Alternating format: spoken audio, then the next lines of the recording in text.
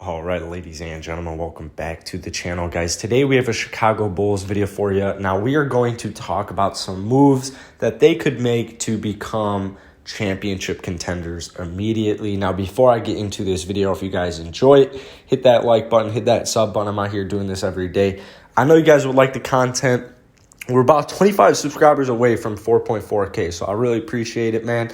Let's get into it. I love talking about the Chicago Bulls so much. I feel like this team has just so much potential. Now, there's a couple of things I think that they need to do next season in order to be relevant. Now, the good news for the Chicago Bulls is that Zach LaVine and Nikola Vučević, they did not play too many games together. They played about 15 games, and in those 15 games, when Vučević was out on the court, they had a very, very efficient offensive rating. They had a 115.2 offensive rating with Zach LaVine and Nikola Vučević playing. So there is loads of potential, and obviously with Zach LaVine's contract looming, the Bulls needed to make a move like this in order to at least show Zach LaVine that they are committed to the long haul and that they're committed to him. They want to give him the pieces.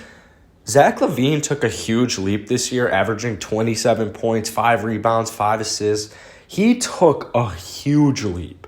And although Zach LaVine and Nikola Vučević defensively aren't the greatest duo, they're about one big free agent away from becoming immediate contenders, all right?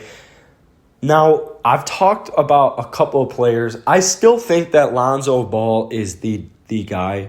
I mean, this is the perfect point guard right here, and it doesn't seem like Lonzo wants to be in New Orleans any longer. Seems like he honestly never even really wanted to be in New Orleans in the 2 years he's been there.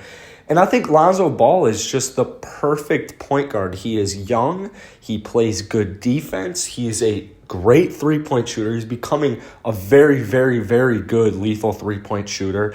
And having LaVine and Vučević out on the court, it can make Lonzo just playmake. Like, that can really, like, playmaking, three-point shooting, and defense, that's his role. That's what they need him to do.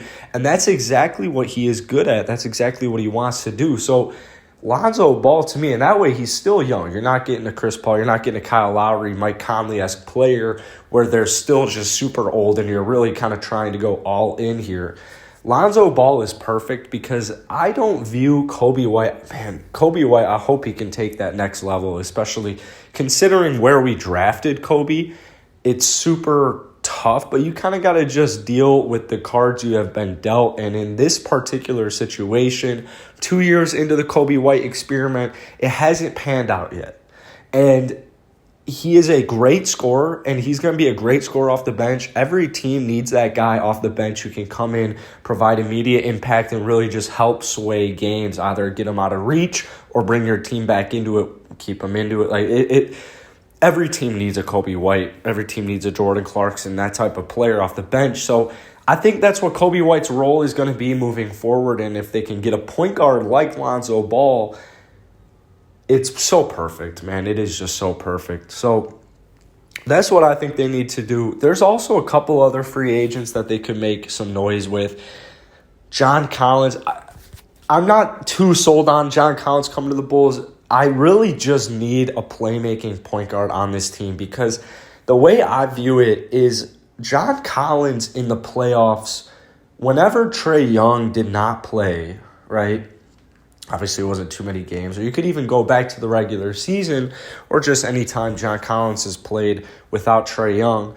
Trae Young really just kind of puts everything on a platter. He's one of those players. He gathers so much defensive energy and so much defensive effort that he can really just throw it up on a platter for guys like John Collins, guys like Clint Capella. You know, that John Collins' playmaking ability isn't really there, and it's evident when Trae Young doesn't play. And I think while that's fine, the Chicago Bulls just need a playmaker desperately, and I don't think you can get both. You can't get both Lonzo Ball and John Collins with the way our cap is. So I would love John Collins on the team. I think he would fit perfectly next to Nikola Vučević. However, they got to figure out the point guard spot. If Coby White was a playmaking guard, this wouldn't be an issue. If Zach LaVine was a playmaking guard, this wouldn't be an issue. But since neither of them are, you got to go out. You got to get what's most important. You got to get that point guard, that team general. So that's my thoughts on John Collins. I also really think that Patrick Williams is going to take a big leap this season. They threw Patrick Williams in so many great situations this last year. I mean, he guarded Giannis. He guarded Devin Booker. Like, this guy was thrown on so many offensive firepowers, and he held his own the entire season. And if he can make that offensive leap like Kawhi, I mean, the Bulls could possibly have another superstar on their hands in Patrick Williams. If he can get that offensive game going, I would say, and that's the hope, man. Good teams develop players properly. That's what happened with Kawhi in San Antonio. So if he can take that Kawhi step, man, watch out. That's the goal, though. That's the hope next season moving forward. Assuming you don't get a point guard, Patrick Williams is the third option, right? That's the hope. And if you go out, you get a playmaker, or you get a player, scorer especially, then he can be the fourth option. But they prepped Patrick Williams so perfectly, in my opinion, this season to be ready to take that leap next year, and I really think he will. Lauri's another guy I want to talk about. I'm done with Lauri, man. I don't think that there's anything there. Unless he's willing to come back to Chicago for about $10, $11 million, I would honestly cap it at $11 million a year. I'd sign him to a 3-year, $11 million contract, but I don't think Lauri's going to take that. I don't think Lauri wants to be in Chicago anymore, and I think a team is going to offer Lauri Markkanen too much money because it's a relatively, I mean, the risk makes sense. You got a 7-footer, a young 7-footer, 23-something years old. Take the risk if you're a young up-and-coming team and you've got that cap space. But for the Chicago Bulls in win-now mode, I do not think Lauri Markkanen is the answer. You've got Thaddeus Young. Obviously, the Chicago Bulls probably want to bring back Daniel Tice. I'm not sure if it's going to be in the cards. Hopefully it is in the cards, but Lauri Markkanen is definitely gone, and they're going to have to find a replacement. But at the same time, you also have Thaddeus. If you can bring back Thaddeus Young and Daniel Tice, I mean, you're looking pretty good in that regard. So I truly think this Bulls team is one piece away. I think they're literally one piece away. Even if that piece, I know Lonzo Ball isn't necessarily like a home run hit, but for Bulls fans and for the future of the team, that is a massive home run hit. That's a bottom of the ninth walk-off slam, getting a guy like Lonzo Ball. So anyways, guys, that's really going to be it for today's video. I'm trying to think if I forgot any Bulls players. I have really, really high hopes, man. I really like the way the team is moving.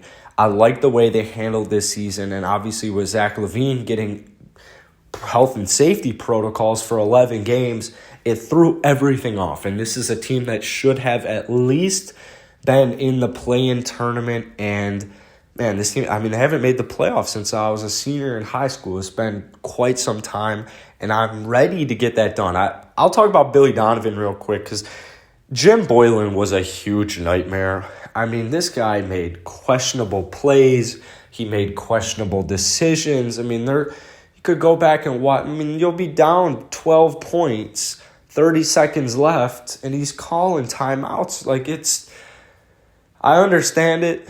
But, man, he made some really questionable decisions. And while I'm not completely sold on Billy Donovan, he is, compared to Jim Boylen, I mean, it's the biggest upgrade I think you could possibly think of. I mean, Billy Donovan, a good defensive-minded coach. I like it. I like it for Billy Donovan. I like it for the development of Patrick Williams. Moving forward, we'll see what happens, but I do like Billy Donovan for the short term. At the very least, I think the new GM, I mean, they've done a great job. So the trust is there, the faith is there in the Chicago Bulls. But anyways, guys, hit the like button, hit the sub button. That's it for today. Go ahead and comment down below what you guys want the Chicago Bulls to do, because I love hearing from you guys. And I love hearing from other Chicago Bulls fans. You know, I live here in Chicago, but I mainly cover the Rockets. So I love hearing Bulls fans. I love hearing their thoughts. But anyways, guys, hit the like button, hit the sub button. I'll see you guys tomorrow.